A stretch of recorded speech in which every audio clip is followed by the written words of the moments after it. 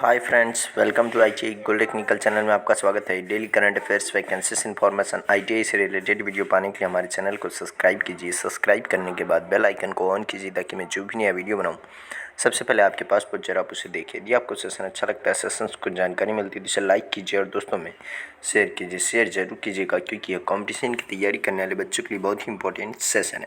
चलिए सेशन की ओर चलते हैं। यदि आप अपने चैनल आईटीआई गोल्ड टेक्निकल पर पहली बार आए हो तो इसे सब्सक्राइब कीजिए और अपने दोस्तों से भी जरूर करवाइएगा। आज हम पढ़ेंगे 1 दिसंबर 2021 से जितने भी इंपॉर्टेंट करंट अफेयर क्वेश्चन बनेंगे वह इस वीडियो में पढ़ेंगे। इस वीडियो की पीडीएफ फाइल की लिंक मैं इसी वीडियो के डिस्क्रिप्शन में दे दूँगा, वहाँ से आकर उसे डाउनलोड कर लीजिए ताकि एग्जाम के टाइम पर आप आसानी से रिविजन कर सकते हैं। तो आज का हमारा पहला क्वेश्चन है, हाल ही में एनसीसी ने अपना 73वां स्थापना दिवस कब मनाया? तो इस क्वेश्चन का राइट आंसर है ऑप्शन नंबर ए 28 नवंबर। 28 नवंबर को एनसीसी नेशनल कैडेट कोर्स ने अपना 73वां स्थापना दिवस मनाया है। भारतीय सशस्त्र बलों की युवा शाखा और दुनिया का सबसे बड़ा वर्दीधारी युवा संगठन राष्ट्रीय कैडेट कोर्स ने 28 नवंबर को अपनी स्थापना का 73वीं वर्षगांठ मना रहा है और एनसीसी दिवस हर साल नवंबर के चौथे रविवार को मनाया जाता है और एनसीसी दिवस पूरे देश में मनाया जाता है और स्थापना दिवस के पूरे देश में मनाया जा रहा है और जिसमें कैडेट मार्च, रक्तदान शिविर और सामाजिक विकास कार्यक्रमों में भाग ले रहे हैं। एनसीसी का गठन 15 जुलाई 1948 को हुआ था और एनसीसी पूरी दुनिया में सबसे बड़ा वर्दीधारी युवा संगठन भी है और एनसीसी का मुख्यालय नई दिल्ली में स्थित है। मुख्यालय अब स्कूल कॉलेज के छात्रों के लिए खुला है और यह एक स्वैच्छिक त्रिसेवा संगठन है। इस संगठन में सेना, नौसेना और विंग शामिल है। तो इस क्वेश्चन का राइट आंसर ऑप्शन नंबर ए। चलिए नेक्स्ट क्वेश्चन की ओर चलते हैं। नेक्स्ट क्वेश्चन है, हाल ही में किसने नए कोविड-19 वेरिएंट B.1.1529 को ओमिक्रॉन के रूप में वर्गीकृत किया? तो इस क्वेश्चन का right answer option number B WHO ने इसे अभी नाम दिया है ओमिक्रॉन। और यह कहाँ पर पाया गया? तो यह दक्षिण अफ्रीका में पाया गया और इसके पहले जो डेल्टा वेरिएंट आया था वह भारत में पाया गया था। कहाँ पर? भारत में, जिसने भारत में काफ़ी तबाही मचाई थी। WHO ने नए कोविड-19 वेरिएंट B.1.1.1.529 को ओमिक्रॉन के रूप में वर्गीकृत किया। नए वेरिएंट कोविड-19 संस्करण को पहली बार 24 नवंबर 2021 को दक्षिण अफ्रीका से WHO को सूचित किया गया था और WHO के अनुसार यह स्ट्रेन अन्य रूपों की तुलना में अधिक तेज़ी से फैल रहा है। जो पुराने इसके रूप थे उनसे काफ़ी तेज़ी से फैल रहा है और इसमें बड़ी संख्या में उत्परिवर्तन होते हैं और WHO ने कहा है कि प्रारंभिक साक्ष्य अन्य वेरिएंट की तुलना में इस प्रकार के पुनः संक्रमण के बढ़ते जोखिम का सुझाव देते हैं और WHO ने यह भी कहा कि वर्तमान PCR परीक्षण वेरिएंट का सफलतापूर्वक पता लगाने के लिए जारी है, यानी कि PCR टेस्ट से इसे पता लगाया जा सकता है। WHO की स्थापना की गई थी 7 अप्रैल 1948 को और WHO के महानिदेशक हैं डॉक्टर टेड्रोस अधानोम घेब्रेयेसस और इसका मुख्यालय है जिनेवा, स्विट्जरलैंड में। तो इस क्वेश्चन का राइट आंसर है ऑप्शन नंबर बी, इसका राइट आंसर है। चलिए नेक्स्ट क्वेश्चन की ओर चलते हैं। नेक्स्ट क्वेश्चन है, हाल ही में आरबीआई ने निजी बैंकों में प्रमोटर हिस्सेदारी पर कितने प्रतिशत की बढ़ोतरी की है? तो इस क्वेश्चन का राइट आंसर ऑप्शन नंबर ए 26% की बढ़ोतरी की। भारतीय निजी क्षेत्र के बैंकों के स्वामित्व और कॉरपोरेट संरचना पर मौजूदा दिशा निर्देशों की समीक्षा करने के लिए भारतीय रिजर्व बैंक ने जून 2020 में एक आंतरिक कार्य समूह का गठन किया और IWG के संयोजक के रूप में श्री मोहन यादव जी के साथ 5 सदस्य थे और आंतरिक कार्य समूह ने आरबीआई के 33 सिफारिश की थी और अब आरबीआई ने इन 33 में से 21 सिफारिश को स्वीकार किया लिया है। तो इस क्वेश्चन का राइट आंसर है ऑप्शन नंबर ए। चलिए नेक्स्ट क्वेश्चन के चलते हैं। नेक्स्ट क्वेश्चन है, हाल ही में आरबीआई ने किस बैंक पर 1 करोड़ रुपए का जुर्माना लगाया? तो इस क्वेश्चन का right answer option number B SBI, state bank of India पर यह 1 करोड़ का जुर्माना लगाया। भारतीय रिजर्व बैंक ने भारतीय स्टेट बैंक पर बैंकिंग विनियमन अधिनियम 1949 की धारा 19 की उपधारा का उल्लंघन करने पर 1 करोड़ रुपए का मौद्रिक जुर्माना लगाया है और एसबीआई ने उन कंपनियों की चुकता शेयर पूंजी के 30% से अधिक उप उधारकर्ता कंपनियों में शेयर रखे हैं। तो इस क्वेश्चन का right answer option number B.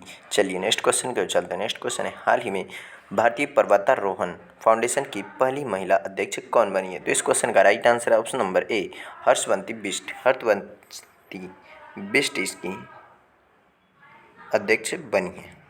Uttarakhand की प्रसिद्ध पर्वतारोही हर्षवंती बिष्ट ने भारतीय पर्वतारोहण फाउंडेशन की पहली महिला अध्यक्ष चुने जाने का गौरव प्राप्त किया। 62 वर्षीय बिष्ट ने प्रतिष्ठित पद के लिए चुने जाने के लिए कुल 107 वोटों में से 60 वोट हासिल किए और यह पहली बार है कि किसी महिला को IMF के अध्यक्ष के रूप में चुना गया, जिसकी स्थापना वर्ष 1958 में हुई थी। तो इस क्वेश्चन का राइट आंसर है ऑप्शन नंबर ए, इसका राइट आंसर है। चलिए नेक्स्ट क्वेश्चन के चलते हैं। नेक्स्ट क्वेश्चन है, हाल ही में नीति आयोग का गरीबी सूचकांक में शीर्ष पर कौन सा राज्य है? तो इस क्वेश्चन का right answer option number B, इसमें बिहार शीर्ष पर है।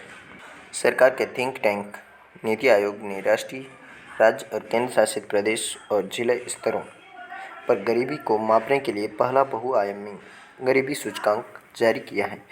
उद्घाटन सूचकांक के अनुसार बिहार को बहुआयामी गरीबी के उच्चतम स्तर वाले राज्य के रूप में चुना गया। राज्य की 51.91% आबादी बहुआयामी गरीब है और इसमें झारखंड दूसरे स्थान पर है और इसके बाद उत्तर प्रदेश और मध्य प्रदेश। झारखंड दूसरे स्थान पर, उत्तर प्रदेश तीसरे स्थान पर, मध्य प्रदेश चौथे स्थान पर और मेघालय इसमें 5वें स्थान पर है।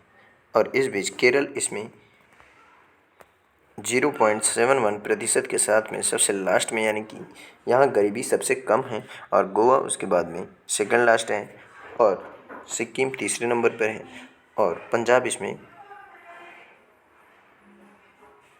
लास्ट में 5 नंबर पर है। यानी कि सबसे कम गरीब वाले राज्य यह केरल, गोवा, सिक्किम और पंजाब। और केरल का कोट्टायम एकमात्र ऐसा जिला है जिसने सूचकांक के अनुसार पूरे देश में शून्य गरीबी दर्ज की है। तो इस क्वेश्चन का right answer option number B. चलिए नेक्स्ट क्वेश्चन के चलते हैं। नेक्स्ट क्वेश्चन है, हाल ही में पेत्र फियाला किस देश के नए प्रधानमंत्री बने हैं? तो इस क्वेश्चन का right answer option number C, चेक गणराज्य।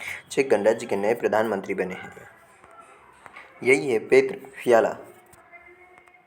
पेत्र फियाला को राष्ट्रपति मिलोश जेमन ने चेक गणराज्य के नए प्रधानमंत्री के रूप में शपथ दिलाई है। और फियाला 57 तीन पक्षीय गठबंधन टुगेदर, स्वीक Democratic Party, Christian Democrats, top 9 party के प्रमुख, जिसने अक्टूबर के शुरुआत में 27.8% वोट हासिल किए। और फियाला ने एंड्रोज बाबिस की जगह ली है और गठबंधन ने अरबपति बाबिस के नेतृत्व वाले ANO आंदोलन के संकीर्ण रूप से हराया है। और महापौर और निर्दलीय उम्मीदवारों का मध्यमार्गी समूह और वामपंथी समुद्री डाकू पार्टी बाबिस को हटाने के लिए फियाला के गठबंधन में शामिल हो गए हैं, जिन्होंने 2017 से प्रधानमंत्री के रूप में कार्य किया। चेक गणराज्य की राजधानी है प्राग और यहाँ पर मुद्रा चलती है चेक कोरुना।